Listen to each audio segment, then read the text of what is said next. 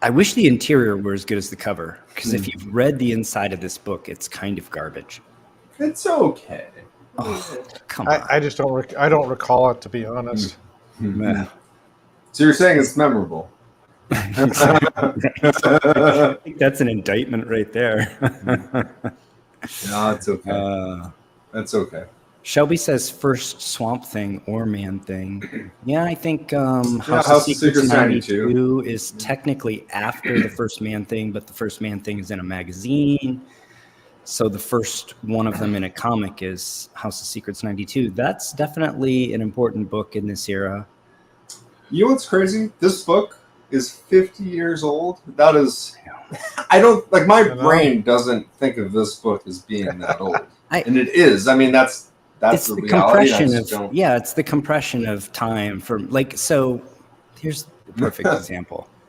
When I was in high school, if you had like a 67 Camaro, that was like, first of all, it was super cool, but second, it was like a really old car. It was an old muscle car, right? And I graduated in 1990. That's only 13 years old, right? Or 23 years old. Yeah. Fast forward to now, I drive a 2001 Trans Am as kind of like my jump in the car, run around car. It's 23 years old. And I think of it as like a modern car. I think of it as like a more or less new car, right? And it's just the compression of time, man. Here's another one. When I was a kid, I grew up in the 80s, buying comics in the 80s, and we thought about Silver Age books as like really old books, right? Mm-hmm. Well, the comics from when I was a kid from the 80s are now older than Silver Age books were when I was a kid, right? Yeah. And I don't think of those comics as old at all. This is as old as the ESCs I was buying when I was a kid, and to put that so in my brain, just like that's where I'm like, whoa, that's crazy. That's but that's a cool book. Everybody own this book? I've owned copies. I've had it in the past. Yes, I no longer possess it. I've got a Slab 9.4. I did an unboxing on the channel actually. If people want to check it out. I hate admitting that this is one of those books where I haven't owned a copy in quite some time, and in the back of my head, I'm like, I can always get one because they're always available, and they are. But they kind of are. I don't seem to really want one. I don't desire one enough to pick it up, I guess. Right. The right one, maybe one day will fall in my lap again. Well, let's talk about it. Maybe a conserved copy like this one. Who knows? I mean, we'll find out. You can vote at the end and see which one you wanted. So, ASM 129, 1974. I was 2 years old.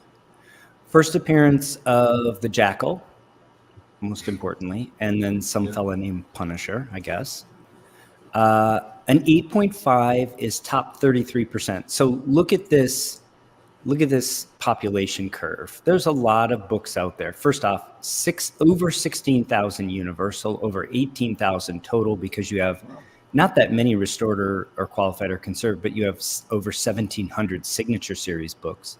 Nearly 10% of all the books in the census are signature series books. They're relatively high grade, again, because there's a lot of them out there. If they're low grade, they didn't get slabbed. And it's not that old of a book. People were already starting to collect comics in this era.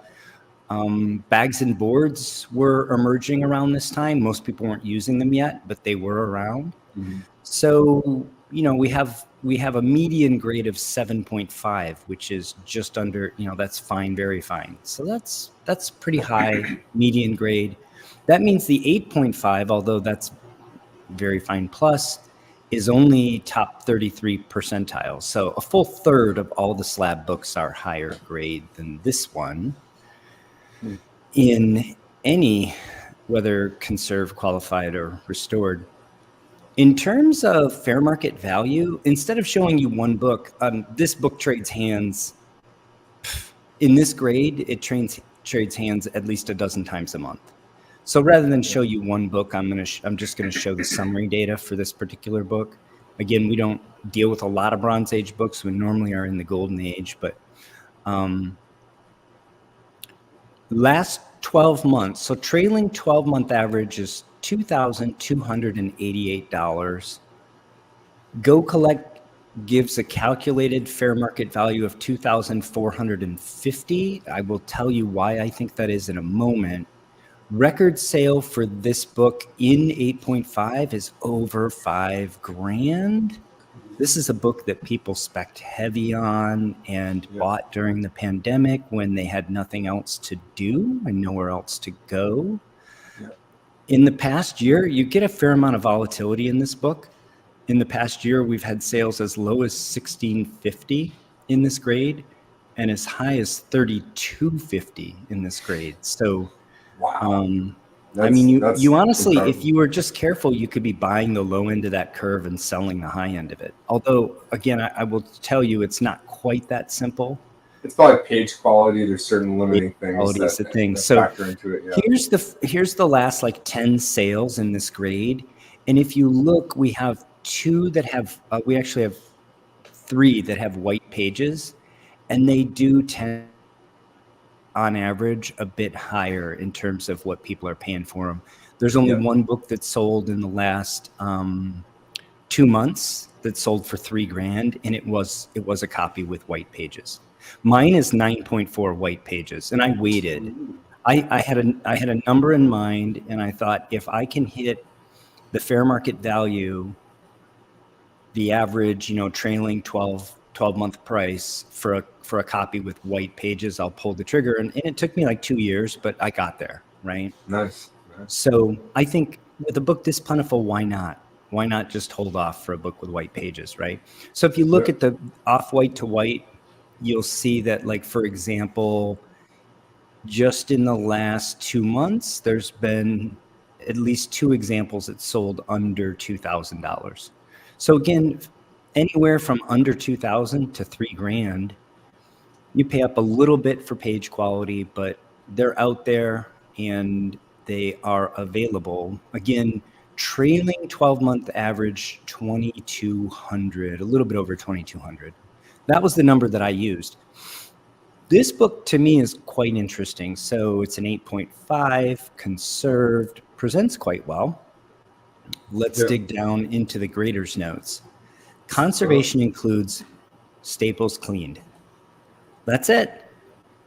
The staples were cleaned. Really? Grader notes say distribution ink, which is really common on these 20-cent ASMs, by the way. Staple rust stains. So some of this means in the paper. Light foxing to cover, and the staples cleaned, which is noted on the conservation. So, Well, yeah. Go ahead. Larry's got something to say. I'm sorry. I'm looking at it's an 8.5. Okay, let's just treat this as a universal book, for instance. Is there anything you could do? Is there any meat left on the bone? I do not think so. Now, I'm looking at this. There's rust stains on the inside. They clean the staples, and I'm just kind of like, I mean, they must have like done something to the staples, just polished them or made them shiny silver or something. That's the only thing I can think that they did. Or replaced them. Well, they left the pages stained with rust. Yeah, and So the it's a light dead fox giveaway. thing. That's the dead giveaway. They just didn't know how to remove the rust, but the foxing to the cover. Yeah, we can take that out, but is it going to? Would it bump the grade? Probably not. And then we get into what is the highest grade available for a conserved book, and I believe 9.0 is the highest I've ever seen, but I might be mistaken. So I don't know the answer to that. And I don't know if there's an actual technical. I looked it up and I couldn't find anything. Yeah, I don't know that there is a cap. I mean, is it possible to have a 9.8 restored book? Yep. It seems like it ought to be, right? One would So think, but shouldn't it also be possible to have a 9.8 conserved book? Yep. theoretically, It's within the grading standards. Yeah. Technically, yeah. I'm not sure how you would achieve it. Yeah, I don't think it's I don't think they would give it because they'd have to explain themselves. Right. They don't want to do that. I think the conservator here or cleaner presser. Not sure if this person whoever did the work here considers themselves even a conservator. I think they forced CGC to put this in a conserved label because they left stains in the paper and they put nice shiny staples. When you say forced, then you don't mean. No, I mean CGC had no choice. You see a book with rust stains in the paper in the centerfold, and then you see staples without any rust. Well, exactly. What you're saying is that the person that worked on this left a tell for CGC when they were looking at it to say, there's rust here, but not on the staples. Clearly, something was done. And to that point, too, it is interesting that they didn't say staples replaced. They said staples cleaned. But technically, the staples, we don't know how much rust was on them. Someone could have taken period staples and replaced them, but just because there's no rust and they look original, CGC could notate them as saying they're cleaned, but there's still something going on. Having the rust, I think leaving the tell in the book was you did. I agree with Paul. I didn't leave them any wiggle room. Let me ask a different question. If you had left the rusty staple, what would the grade be? Universal. Well, it'd be universal for sure, but would it be an 8.5? I think no. How much do you get docked for a rusty staple when you're already at 8.5? You could 1 to 2 points, but I would, depending on the extent of it. Somewhere between a 7.5 and an 8, probably. Yeah, I think reasonably. I think probably a 7.5. Well, here's what's interesting. I'm impressed because I thought it said covered cleaned at first. I can't see it looks like covered clean, not staples clean. So once I saw that, I was like, that's a whole different. Yeah, exactly. And just for the record, I'll say this too, Phil, because you made a comment that they could have replaced the staples with period staples. That's correct. I was just adding a secondary. I will add. Yeah, I'll add another scenario. The truth is, staples are just steel. They're just galvanized steel wire, and they're bent a certain way. You can take galvanized steel wire and you can bend it so that even the experts can't tell the difference between that and a staple that was made back in the day. I'll agree with you. If you really want to go to a point, yeah. It's probably easier just to cannibalize them from another copy, but you are correct. Yeah, but as you can move forward and you look at modern staples, they are manufactured with a piercing point on them, where the older staples did not have a piercing point. They were just a straight 90-degree cut across the wire. Yeah. So there is a difference, but as you move forward. Anybody want to guess what this sold for? I'm going to guess 2,200 is the trailing 12-month average. 2286, 2288, something like that. I'm about to I'm going to no. I'm not going to go that high. I will. I'll say 12 to 1,300. 12 to 13, and professionals at 1,800. Maybe that's high because of the rust. Oh, wow! Nope, not at all. And this was not fixed cost. Look, this was a live auction. Yeah, that was a live 61 auction. bids. Last man standing paid $2,206 for this. Someone said, I'm going to turn this into a 9 somehow and make a bunch of money. Or a 9.2 or 9, whatever the math would be. I don't know what they thought. Yeah, that's speaking. Maybe someone was buying the book because they just genuinely liked and they were happy with this copy at that price too. I don't mean to, but that number is shocking to me. It is. Me too. This is why we're talking about it. That's a FOMO price. That's a. Yeah, but look, I just showed you. There's 10 of them in the last 60 days, just in this grade. Yeah, but is it going to hold? Because clearly this is a speculator book. For a character to hold its value. It's just like all these people who are speculating on Dazzler are probably choking on their comics right now. No spoilers. No spoilers. Yeah. Okay. But this is very shocking. So on the one hand, I think That's a lot of money to spend. You paid the full price essentially. On the other hand, who cares? The only thing that you have is a book with cleaned staples. That just means they're not going to rust on you. The book is exactly. otherwise an honest book. It So really, why wouldn't you truly. pay? Why wouldn't That's a you good way to pay put it. the full price, right? Yeah. Even I showed you the range. Even at this, this book in Universal has sold for $2,800 this year. So it's not like you are massively underwater on this book, I don't think. Yeah. That said, I do have to. For me personally, for what was done with this book, I would have waited for a Universal with clean staples at the same price point, and I would have eventually gotten one.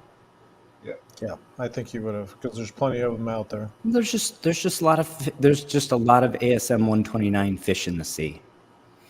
Yeah. So anyway, fascinating sale. Yeah, I'm blown away by the price it achieved. That's Do you know off the top of your head? Happy. Do you know off the top of your head what a 9 or 9.2 Universal goes for in this grade? I can find it pretty quick because I still have the tab open, I believe. I would just say like a likely, not even necessarily the most likely, but a likely scenario if this was on eBay, let's say someone that flips books or buys books to hold short term, sees this, reads the label, and then says, I bet I can do something with those staples and get this into a Universal grade. I was just thinking that too. But if you do it quickly, let's say there's 4 hours left, or you don't have a lot of practice doing this, and you don't really look at the grader's notes and see a notation of rust, but the other notes, you're going to say, you know what, even if I do this, I don't know if the grade's going to necessarily increase. So it's not like there's a guarantee. It's just a kind of a hopeful scenario. Yeah. I could be mistaken. Well, I don't know if there's compression in those grades too, where the next couple sales it's only like $300. Yeah, they're actually, that's right about where it starts stretching, because by the time you get to 9.4, you're in like $5,000 territory. 9.0 is Go Collect gives a fair market value of $2,700, but there's a trailing 12-month average of $2,900, so that's $700 up. That's already enough incentive for someone to look at this and say maybe potential. What's the worst case? This book is structurally nice enough. I don't see it really dropping. Really, I mean, you could take the risk and say, it will drop to an 8, bummer. But you could just easily have it go to a 9 Universal, and that could be a win. Well, that's the thing. I think whoever looked at it is probably looking and see if they can get Universal grade out of it by cleaning off the rust. I just think there's lower hanging fruit than that. I'm not saying you guys are wrong. I'm just saying.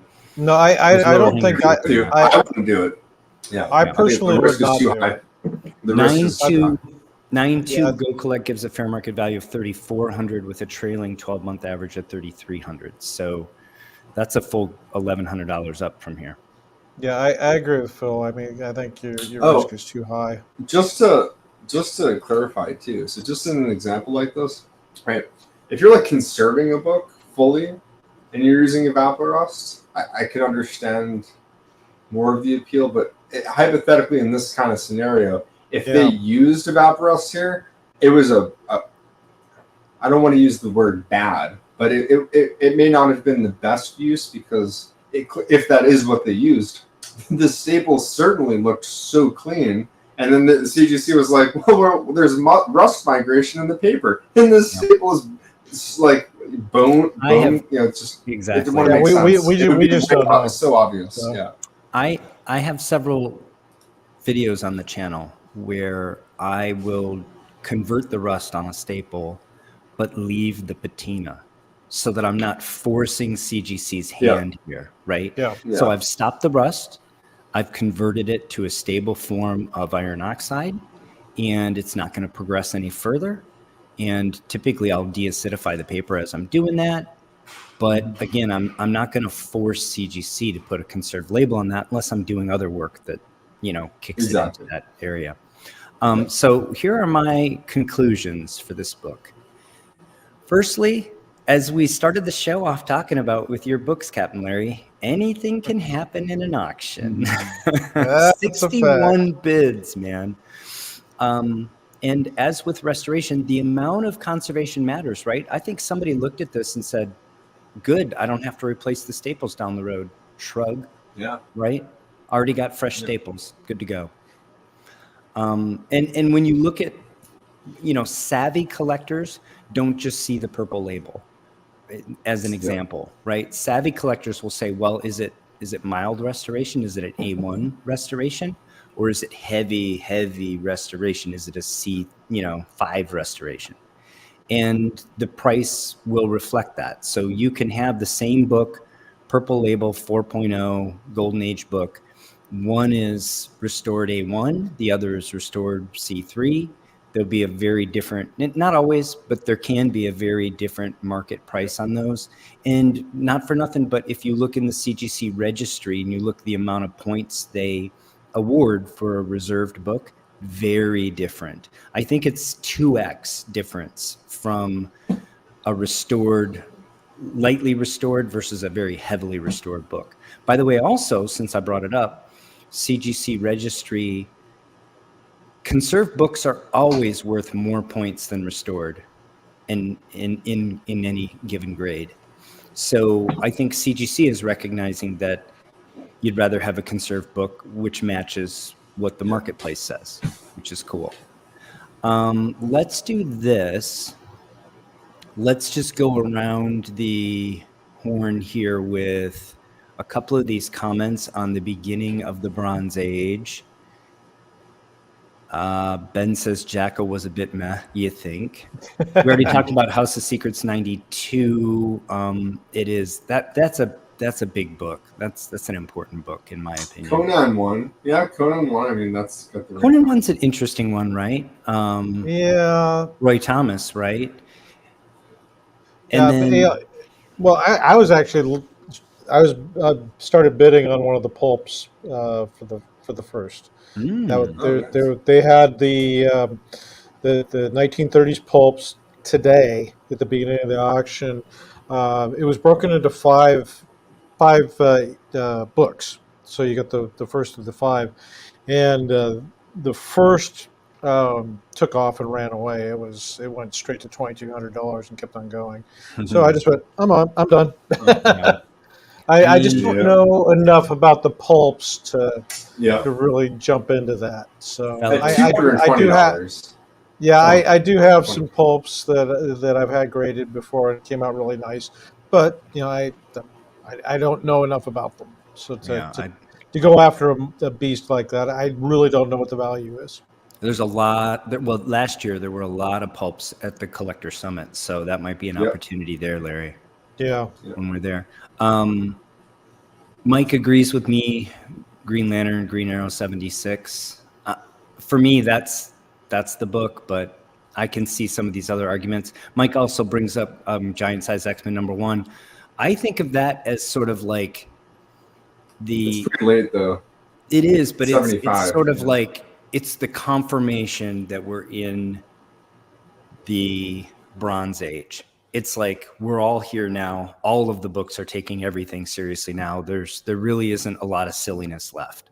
It's the end, like we're all done with this Silver Age silliness by then.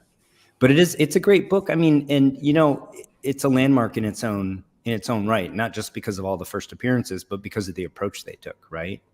So yeah, lots of interesting books there. Thanks, everybody. All right. So let's get into this. There it Triumph. is. So this is an interesting book that I picked up.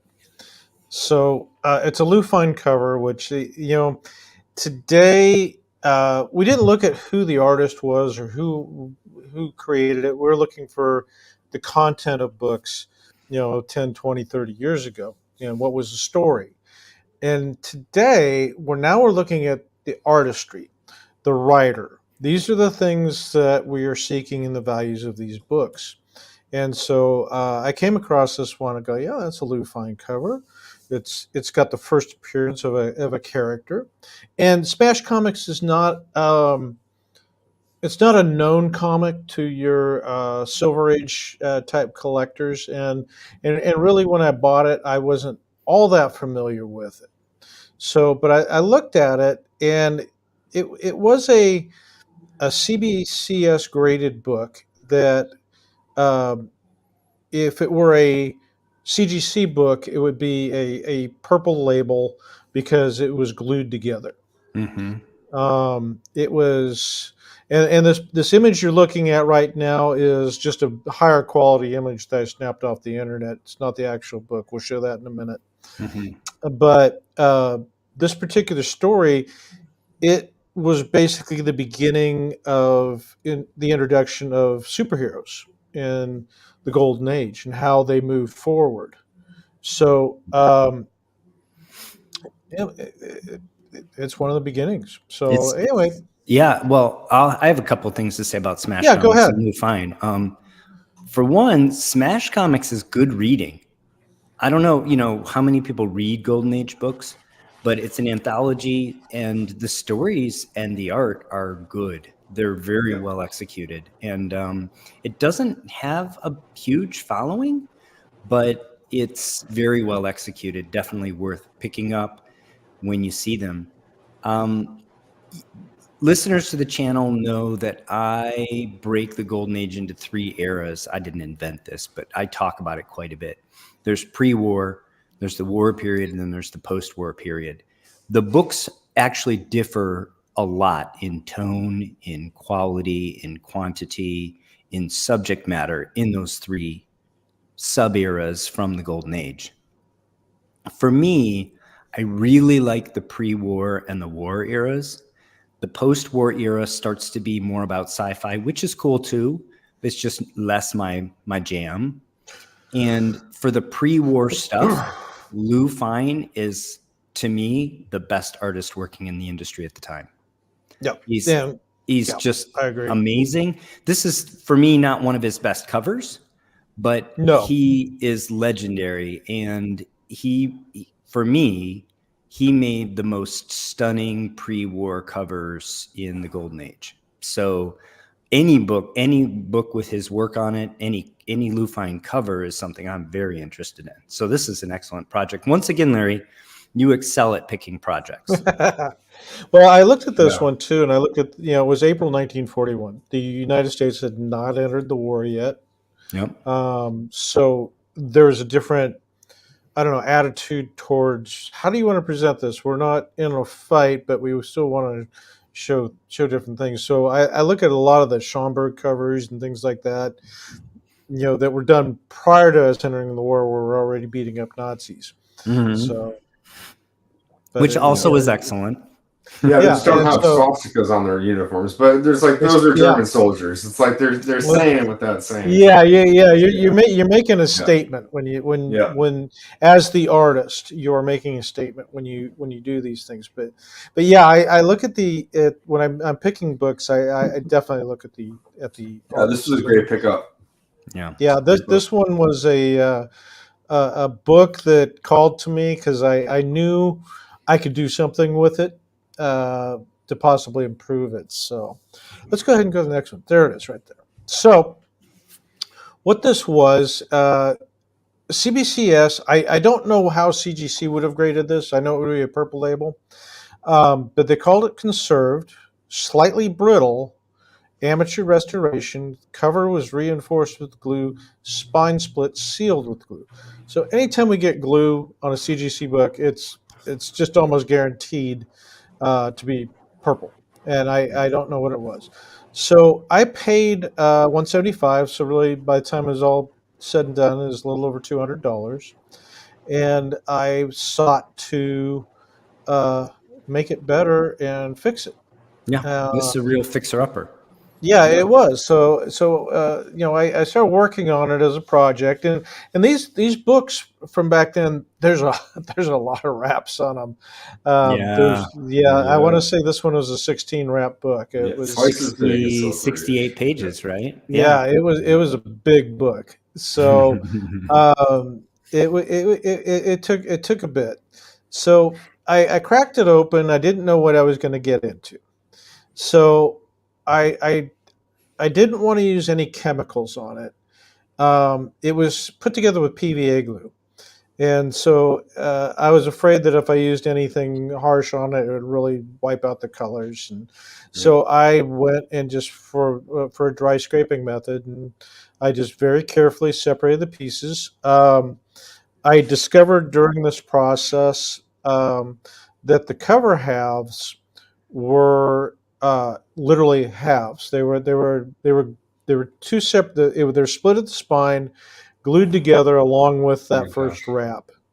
So yeah, I had two halves of the cover, and then I had that first wrap. And scraping, you're just not going to be able to save too much of that really brittle paper from that first wrap. But I just did not want to use chemicals on this Yeah. particular book to get that PVA glue on.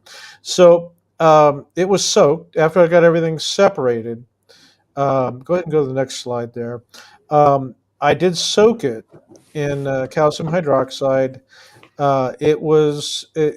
It gave me the ability to get underneath it with tweezers very, very painstakingly. I peeled.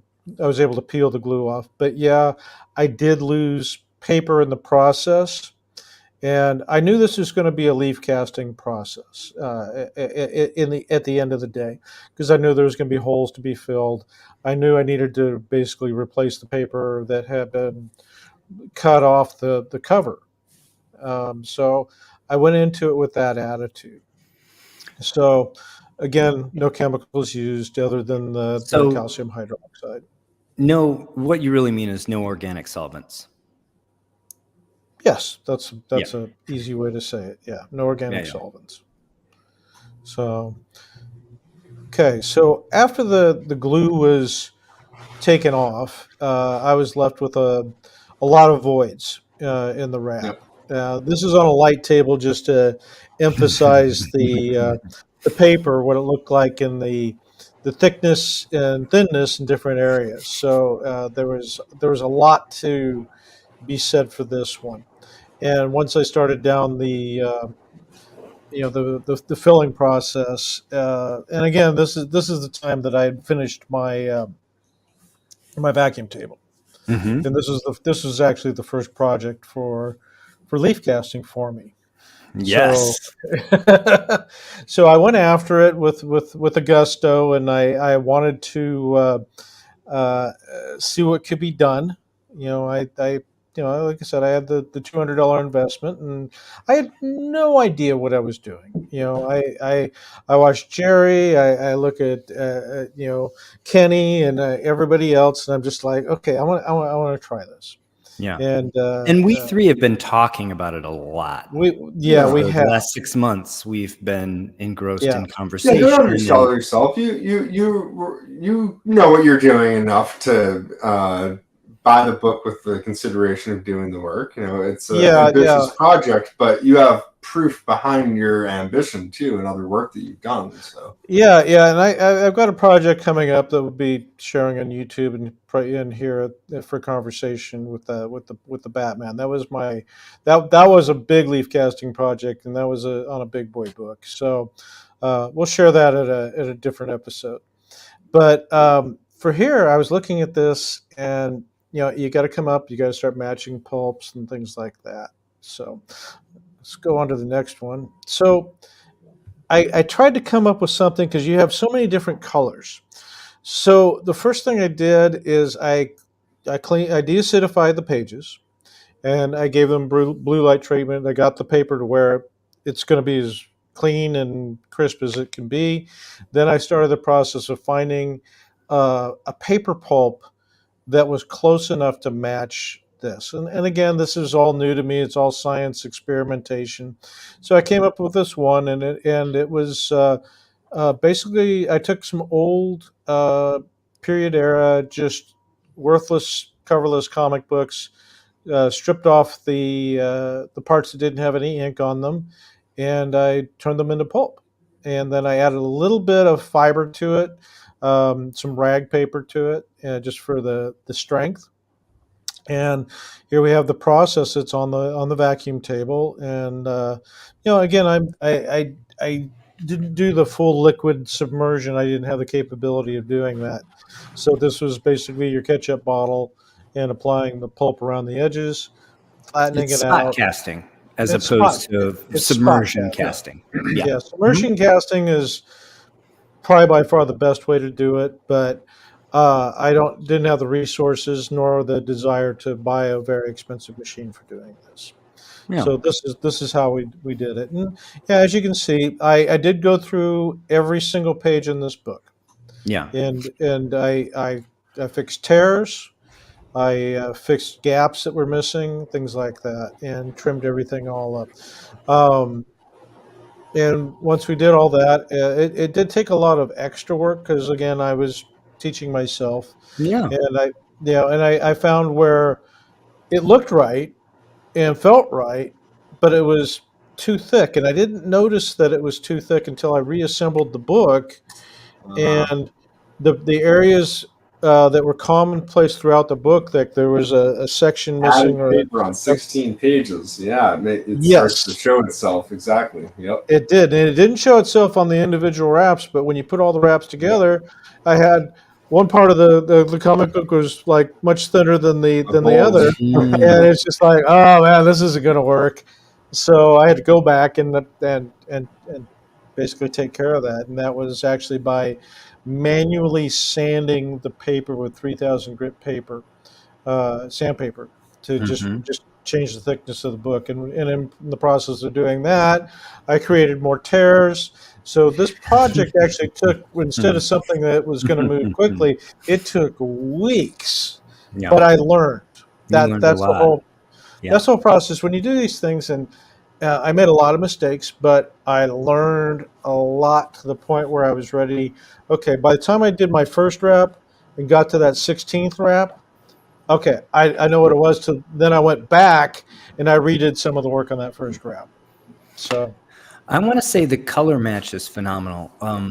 Yeah. One of the things that if you haven't done this before is not necessarily obvious is like when you look at this image in the upper left, you can see that the toning of the paper is not uniform.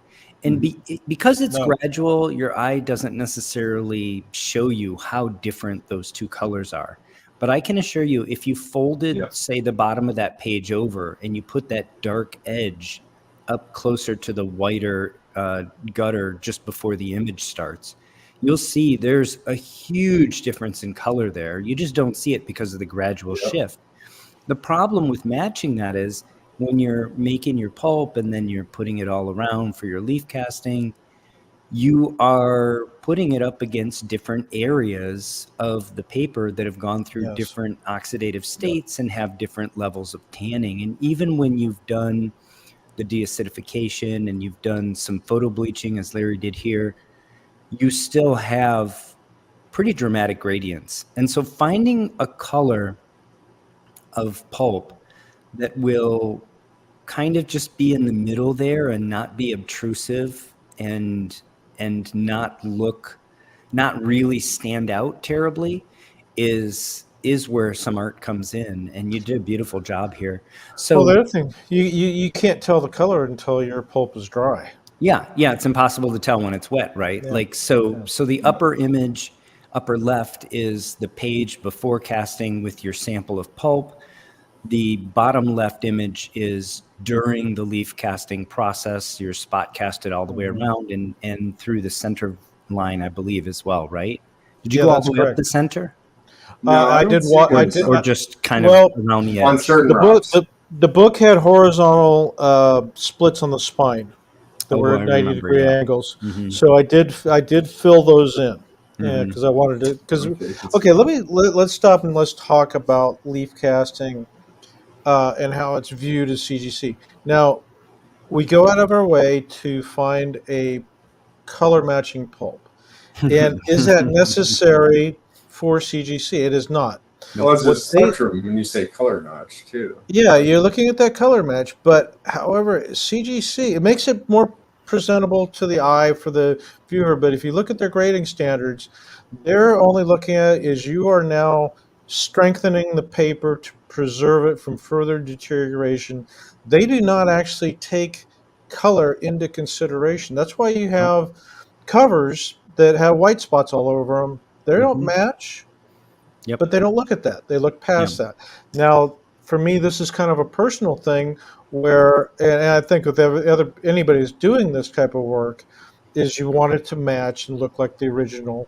And again, you're trying to develop your skills, and that's how I looked at it at that point. Yeah. Now, that said, I did not know that information when I did this, so I was going out of my way as best I could to actually match the colors. But you made a very good point.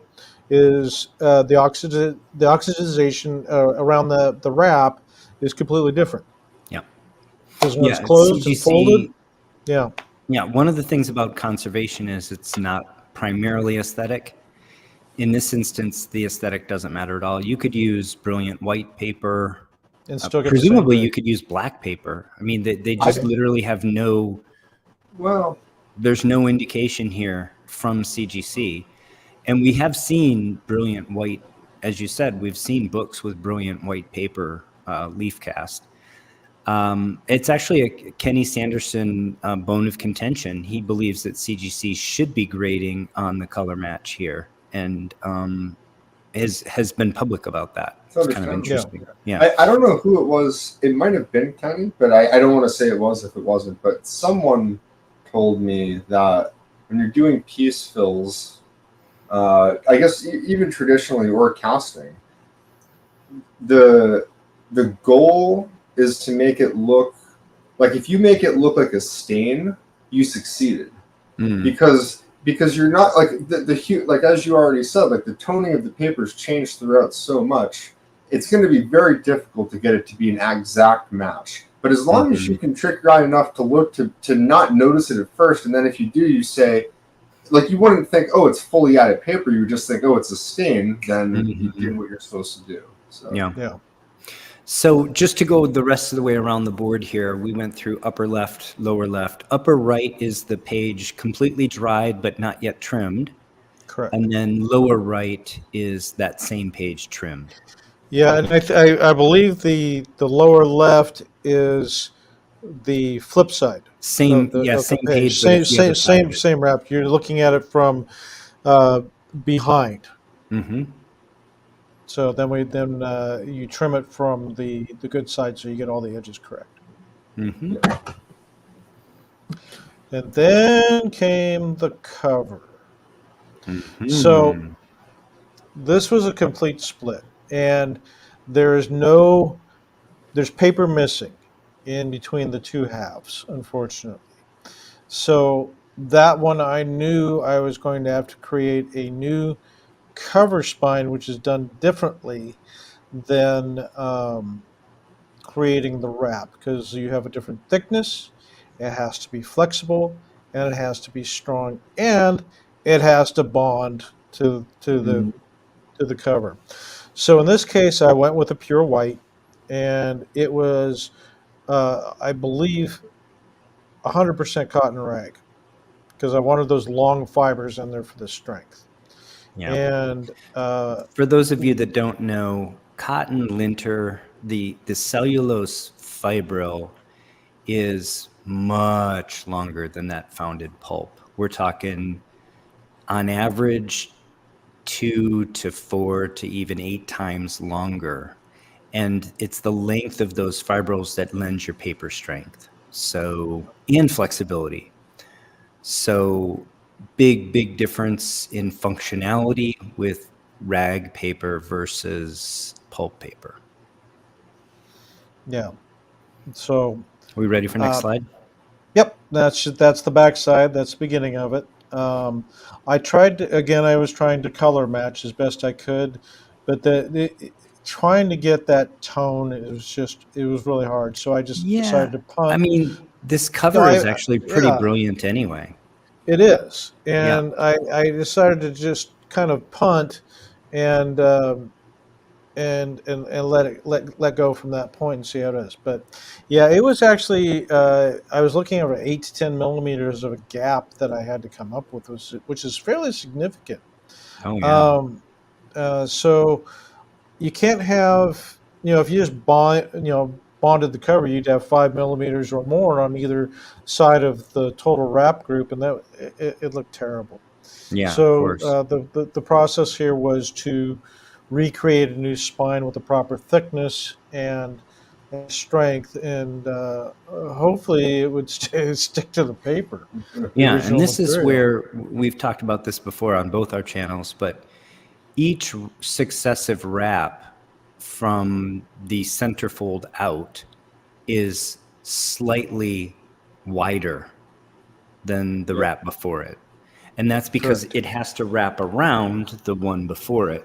So it needs to be just the thickness of the paper longer. And then you do that 16 times, and it actually is, it could be a 1/4 inch difference in terms of the width of the centerfold versus the width of the cover here. Yeah. Right. And so you had to That's it. account for that in casting this. Yeah, and I took a stab at it. I laid it out on the vacuum table, turned it on, sucked everything down, adjusted the halves, and went after it. And Yeah. it basically, the way it's going to happen, the way the bond is going to take place is, and Peter just made a comment here in the comments, is the Yeah. Actually, hydrogen bonding. yeah, let's You know, jump into a couple comments real quick, actually, yeah, let's go ahead. Yeah. before we show your results. So I think what Pluck My, by the way, thanks for joining Pluck My Last Nerve. I think this is the first time I've seen your comment here. I think this is a comment with respect to the color matching. And although it's not required by CGC, we pride ourselves in that. And I think Sure. most conservators do, right? By the way, Sticks Boy 73 is new to me. Welcome. Glad to be here. Also a fan of Lou Fine, apparently. Yes, Ben. The buyer of a conserved book is putting a lot of faith in CGC. Same is true of the buyer of a restored book. Yeah. The pictures do help. The professor says better hydrogen bonding with cotton. Agreed, obviously. And then also, Abacus fibers are longer yet than cotton rag. Also true. You ready for next slide? Yes, sir. Yeah, go for it. So here it is on the vacuum table. It's all laid out. It's under vacuum at this time, and what you're seeing where it's shiny over the inside, that's actually clear plastic. And what that is I took a magazine size bag because I needed to block the vacuum to that area and keep it only in the center section. So that's why it's shiny right there, and suck it down. Yeah. So that's the drawdown.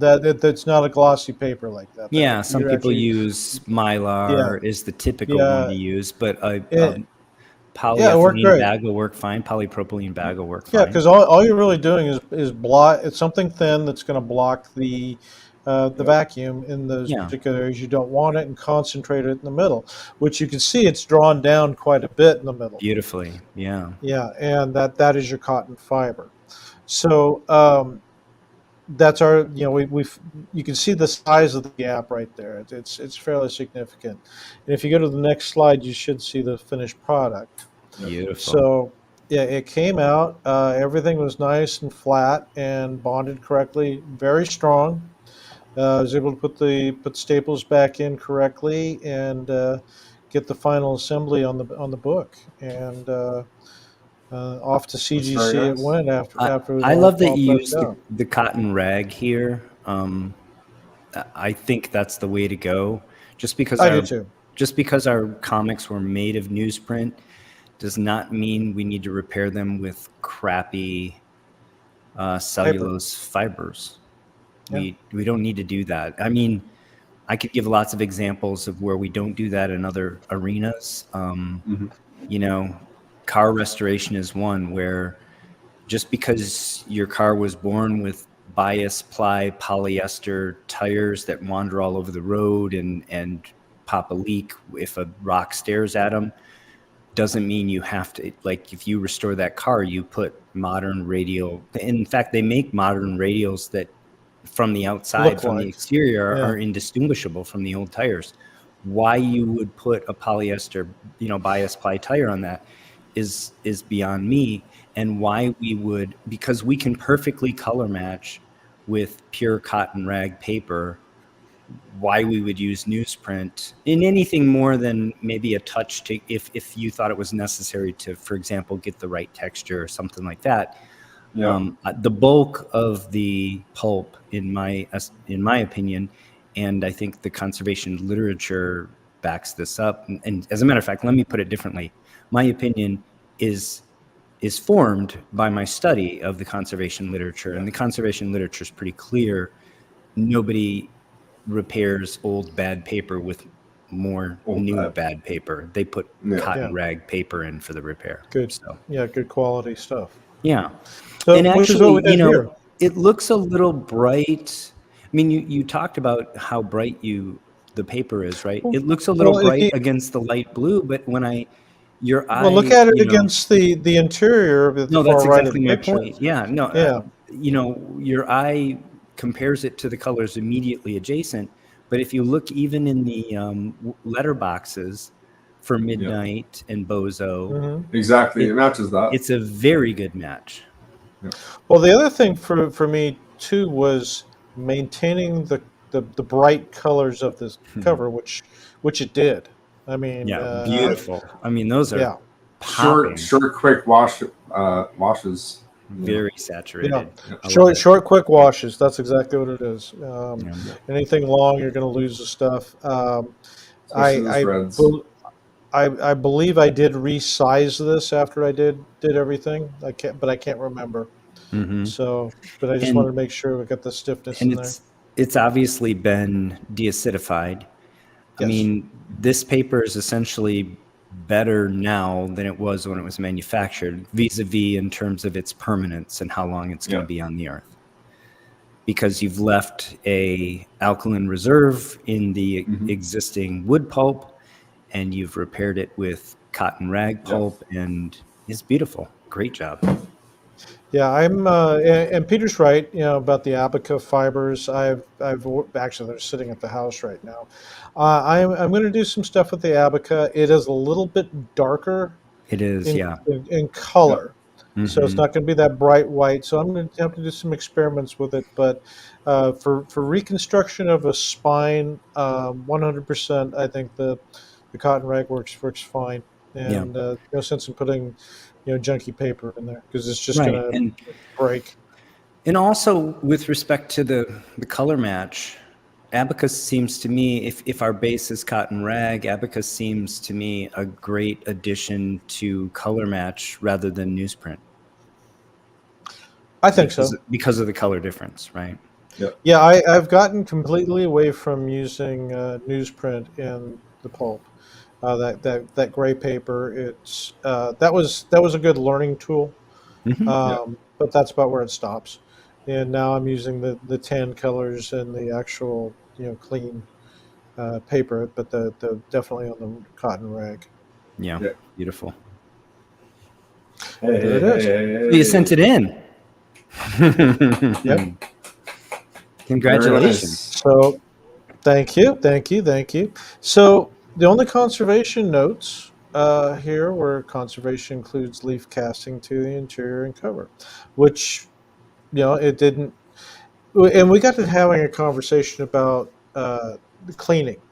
And CGC's attitude is if it's been leaf casted, it's been cleaned. So there's they don't necessarily notate it on the cover. To be fair, specifically they say if it's leaf casted beyond. They use specific words to say it's very likely it has. I don't think they say it definitively has. and that's why there is some range. But generally, you are right. Like the sentiment is right. So,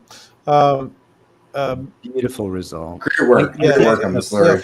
4.0. Love, and you should be very. I hope you're very happy with this grade because. Oh, absolutely. I was, if it came back, I was hoping for like a 3.5 because, like I said, this was. Well, I just didn't know. This was my very, very first leaf casting project. Yeah. Very one. So I've got a couple under my belt now. Round of applause. But yeah, thank you so much. It was an interesting journey.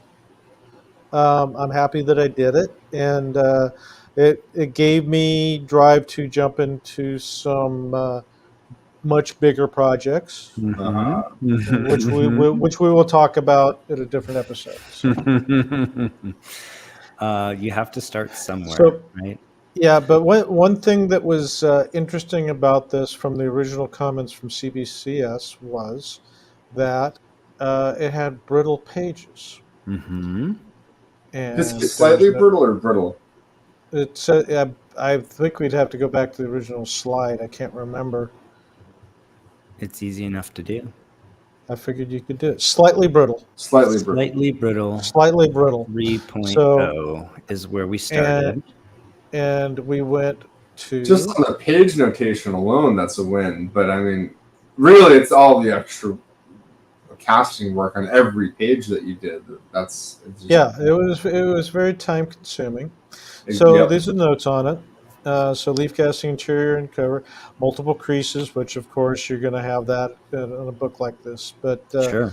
What I want to point out is right there. It says notably the brittle pages have been replaced by off-white to white pages. Off-white to white is a phenomenal result. In some ways, equally astonishing to the leaf casting. Yeah. Yeah. So many people will say that you can't come back from brittle paper. We know you can, though it isn't guaranteed. The leaf casting aside, here. Yeah, I mean, the leaf casting aside, something that as someone who works on other people's books as a profession, recently have been coming into issues with books that have creamed off-white pages that upon regrading are getting hit with worse page quality. And it's not because it wasn't art, it's just because time degrades the page. We're seeing part of it in real time, which is unfortunate. But the part of the good answer and response is something like this, where it's like, look, at a certain point, we are going to have, it's going to be even rarer to find books from the golden age that have off-white to white, but those that haven't and have already started to deteriorate, let's wash them and deacidify them and conserve them and put them back together and then that's basically what we're doing. It's like that Men's Adventures from way back when. That one was literally powder. I mean, it was brittle pages, and that came back with the same thing. So you can bring brittle pages back. Yeah. So it's just not always, but not for nothing. Yeah. You also photo bleach these pages. I do, which people are concerned about, but you improve paper quality and photo bleached and accomplish something I think that's phenomenal. So again, congratulations. I don't. Thank you. I don't use any of the hop or anything like that. I have my own techniques for my photo bleaching, and I think it works out great. Yeah. And, although to be fair to the hop method, you actually do a lot of similar things, right? You're actually heat pressing a still wet book. It's not the same as hop, obviously, but there's a lot of overlap in your method. It's not the same. There's a lot of similarities. Yeah, hop pressing it is a skill set, and Jim was who's in our group. He's very good at it. He's part of one of the authors of the book, and I've done it, and I've had good results, and I've had disastrous results. And the disastrous results on an important book, I couldn't afford that. Yeah. So I had to come up with my own solution for doing it, and I think I got it down pretty pat now. I'll say these results speak to that. I think. Do you have one more? You have a fair market value kind of comment on this? Yeah, I pulled this up. There's only yeah. 8 on the CGC There's census. So there's again, I like to pick my books. What's it worth? Yeah, what's it worth? Oh God, I have no idea what it's worth. Oh man. So yeah, and there's nothing recent. Yeah. So you just can't go with it, and so you have to ask yourself, and going by their algorithms and things like that, what was what value is it to somebody? Yeah. And to me, I think it's a great book. The book itself is important in the history of comic books. Yeah. So, are you going to keep it, or is it going to go in the next Heritage auction? No, this one's going in my PC. I'd keep it. Well, yeah, it's the first book you leave cast. So that's Yeah. Not only that, I mean, it is, and you should keep it for that reason, just like you keep the first dollar you made in your, in Yeah, your I do have stuff in the in the CGC auction that's going on right now as we speak. I got it off to the side here. I'm watching my Thrilling Comics coming up next. So, oh, nice. and that is that's a conserved book, and it's it looks like it's taking off. So I'm happy about nice. that. So all good. But let's talk about Smash Comics some more. There really wasn't anything there in the 4s. If you look at the dates, there's a 5.5 that was in the last 90 days. Yeah. And that's a universal. That's pretty. So they weren't exactly some of it. It's a book that the collector is going to have to seek out. Yeah. The thing about this is there's only 8 in the census. It's a very rare book. I'd love to know what it is in Gerber's photojournal guide, but it's also not highly sought after. I mentioned that at the top. No. Like Smash Comics is not one that I hear a lot of people salivating for. I do think, especially these early pre-war ones, they're much better than people realize, and I think it's underappreciated. But like anything, it's supply and demand. A book like that is not a book I would let's just put it out there for $1 and see what happens. A book like that, for me, no. Look, if I have it and you want it, I'm gonna put a hefty premium on it, and I'm gonna put it out there with a buy it now and maybe make me an offer. But it's a kind of a book that if you pass on this one, when are you gonna see another one? Exactly. That's my attitude. Choose what's available. Especially with only 8 on the census, you may be waiting a decade or more till something comes. You could see rock companies come up, and like based on this price point, maybe that's why you don't see a ton submitted to be graded to.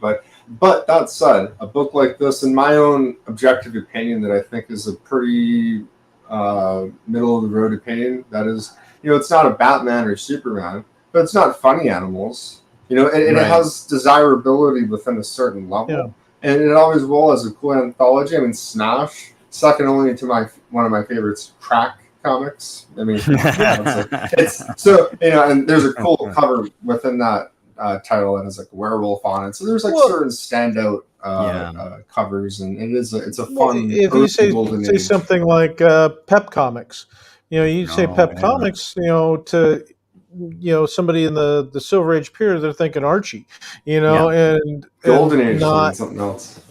Golden Age is a whole nother animal. The early MLJ books are stunning. You can't even touch them. They're great. They are great. That's exactly correct. So we'll be hunting some of those at the Collector Summit. Yeah. So putting a value on this book, I can't. So did I create equity? Looking at this table, I did not. So looking at the book, you did though, because you turned a book that was a lower grade with worse page quality into a better grade with a better label type and better page quality. That's a win. So. Well, and to be fair, when I went after this book and selected it, I selected it with the intention, I want a book I can fix and take the Mhm. glue off. Mhm. And Paul, actually, you were the one that kind of inspired me to remove PVA glue on the book that you did, a year or two ago. Mhm. And I said, okay, I want to try this and see if I Mhm. can do it. And that's literally how it came to fruition.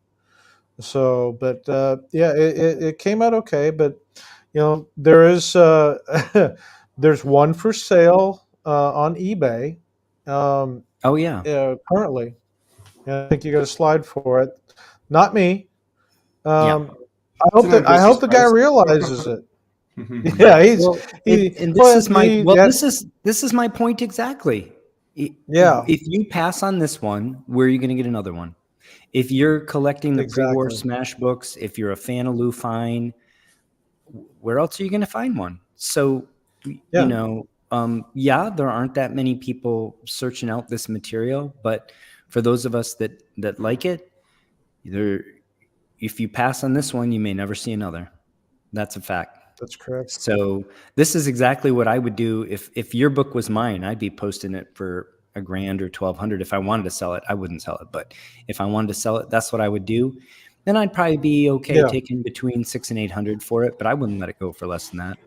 It's just, again, No, why no. should I? If I do, if I change my mind, where am I going to find another one? That's how I Oh, look at it. the other thing is that the amount of work I put into it, Yeah. you can't put a price on that. So yeah, this will stay on my PC.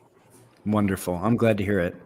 And I Yeah. do hope this fella or this guy or gal get it. I hope he sells it. It literally says Mr. Vintage Comics, so I don't have to be gender neutral here.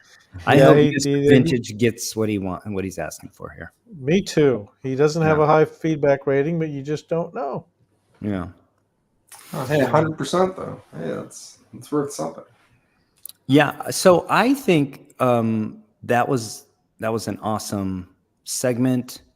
I think we should save your other segment for our next show, and we should talk about a few other things and wrap up our show here. What do you guys think? Yeah. Sure. Yeah, we're All right. gonna- We're gonna Hour comment. 15 Let's talk about the mark. famous comic book conservation community Facebook group. Bazinga. Woohoo! We are not the only channel talking about this group. There's other channels on YouTube dedicating videos to this group. It's growing fast. And I want to invite everybody who is enjoying this show, especially if you don't quite get your fill of comic book conservation here. We're growing the community so rapidly, and it's growing wider and taller. A year ago, well, that's not true. It was almost a year ago that I got monetized. Let's say 2 years ago. 2 years ago, there was really only Jerry the Jitterbug. And in addition to my channel and Larry's channel and the professor's channel and Shelby's channel and James' channel and others, I'm sure that, and I apologize if I didn't just rattle yours off. I didn't make a list. And this is our gathering place for many of us. This is where we're sharing ideas, giving each other first looks, and bouncing concepts off one another, sharing information, and growing together and collaborating. I really believe this is the way to make our sub hobby within the hobby as strong as it can be and as good as it can be. And we are doing our part to create, to foster an inviting and collaborative space for everyone. So I want to thank everybody there. I want to thank my two co-hosts specifically. Guys, I really appreciate you both. And I really enjoy our conversations, really learn a lot from you guys. And I'm having a ton learn of from fun. each other. Yeah. I wanted to point out that our comic book conservation community, this slide shows 109 members. We have close to 300 members now. Yeah. So yeah, we are a lot. It's 296 as of 296.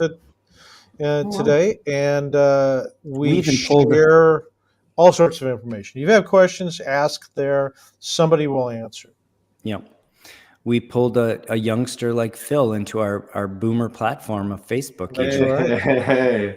You know what's funny? I was on Facebook before any of you guys back when I was in high school, because that's when that thing started. But no, it's funny how certain media's come back around, and I admittedly knew that I needed to get back on Facebook, and this community was a good.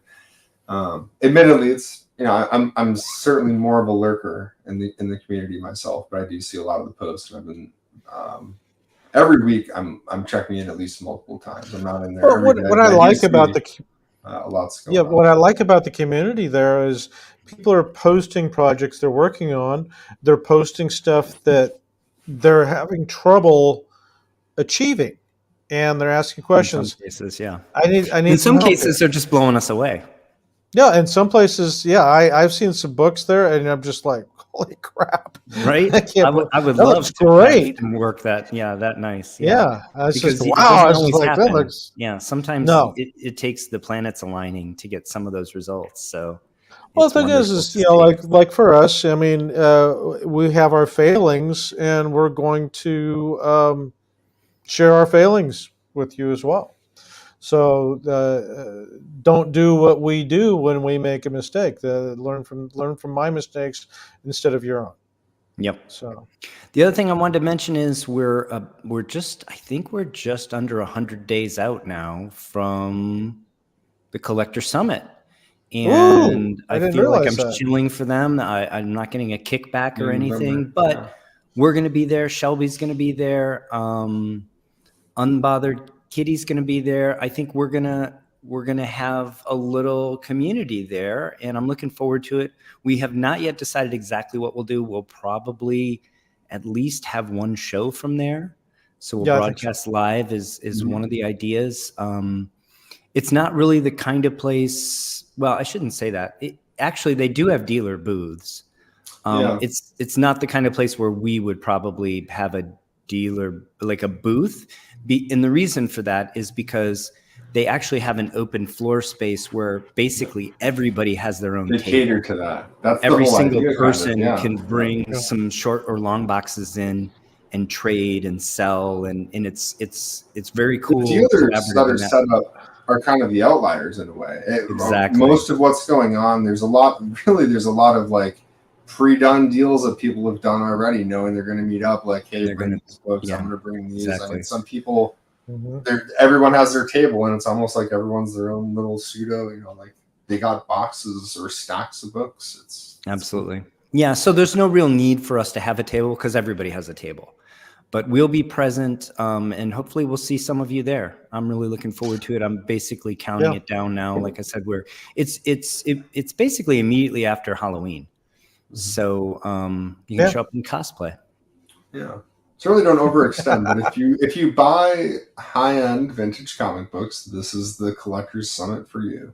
So start building a war chest, actually, if you can. I know I spoke to Shelby this past week, and we talked exactly about building a little having a little dry powder for when we go to Collector Summit, because there are a lot of really nice books on. Last year, a guy got a Batman 1 on the preview night. Like he was like on the fence and was like, all right, and like secured the deal for Batman 1. So crazy stuff goes on. You never know. Do you remember what the number was? The grade in the book. I know who the person was in the book. I won't the amount of money name them, but it was low six figures. Yeah, that was cool to see.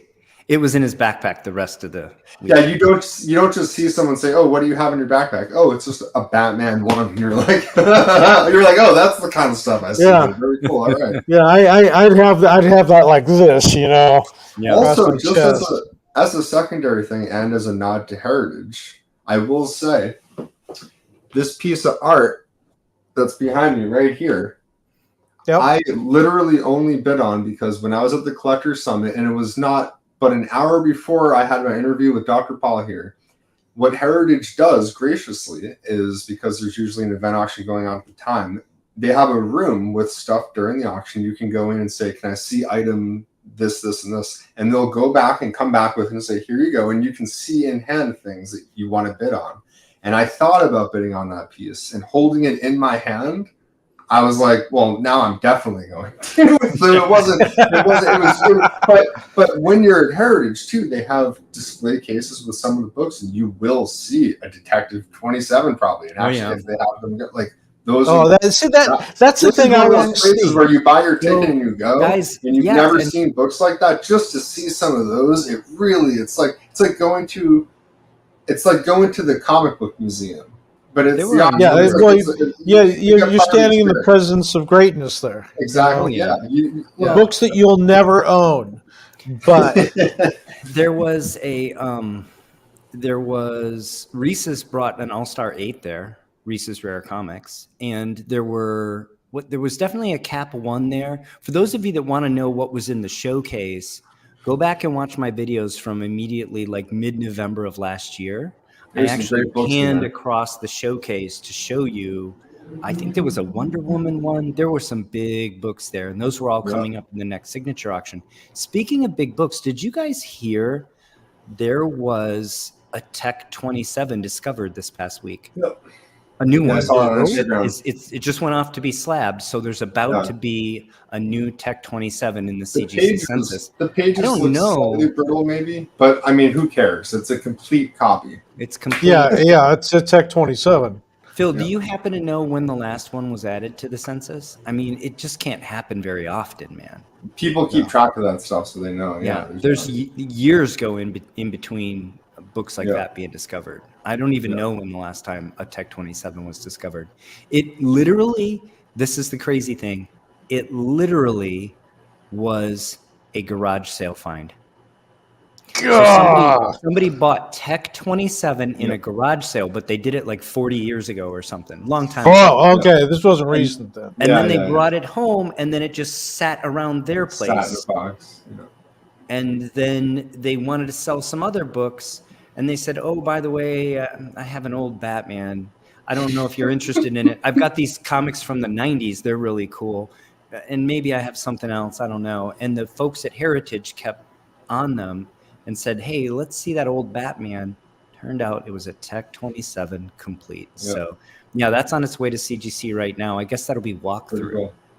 That's like one of those. Literally, they're walking. I put it in a briefcase and walk it in myself. One other thing that happened this week is that I wanted to talk about briefly is, and I kind of mentioned the CGC registry. For those of you that don't know, the CGC registry is a place where you can enter. There's a database on CGC's website. You can enter all of your books into it, as long as they're slabbed by CGC. Every book you enter goes into a certain collection. You can create custom collections. You can just have your own. You can also put it into one of the competitive collections.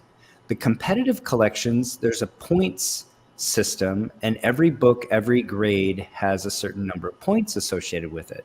So as you could imagine, an 8.0 is worth more points than a 7.0. A rare book is worth more points than a common book, etc. Right? First appearances, valuable books are worth more points than non-key books. And they have a cutoff for every year. They do competitions and they award points, and they even award some cash for certain categories. And every year the cutoff is right around, when is the cutoff? It's right around the end of June, I believe. And that's the cutoff for, you have to have all your books in by then. And then they go behind the scenes and they tally all the points, they vote. It's not strictly just on points. They award folks for creativity, for curation of a collection, for display of a collection, other things, intangibles. So it's not just whoever has the biggest wallet and slides their credit card the fastest.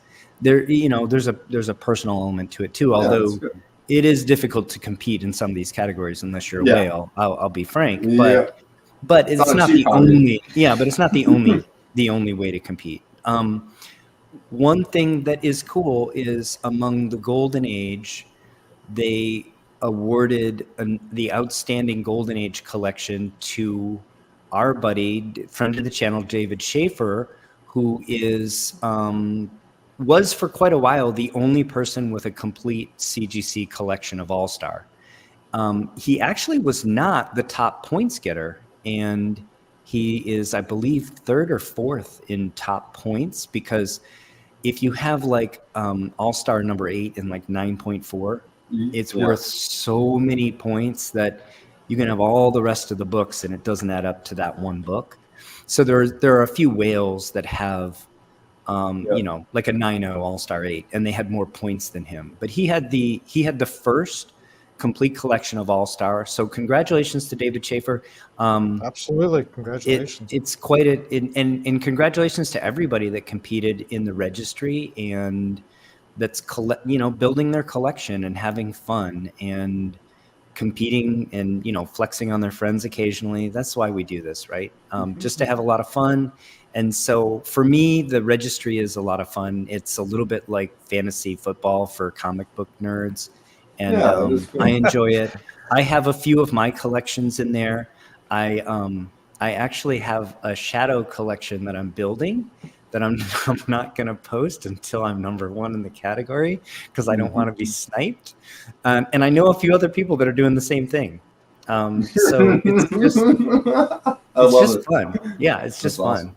So again, congratulations to David, and congratulations to everybody that was competing there. Congratulations to CGC for coming up with yet another scheme to get us to spend more money. Love them for it. And it's their world. We're just playing in it now. Well, maybe we should wrap up with that, guys. Again, thank you everybody for joining us. Thank you for still being here. We went 90 minutes tonight, but I think we covered some really fun stuff. Oh yeah. Oh, I think so too. We still have a lot more to come. And Larry, congrats again on that labor of love, really, because that was. Thank you, sir. Appreciate it. Hair off, everything off. Yeah. Thank you, Larry. You deserve every bit of that 402. So, all right. Thanks, everybody. Until next time, take care of one another. See you, everybody. Bye, everybody.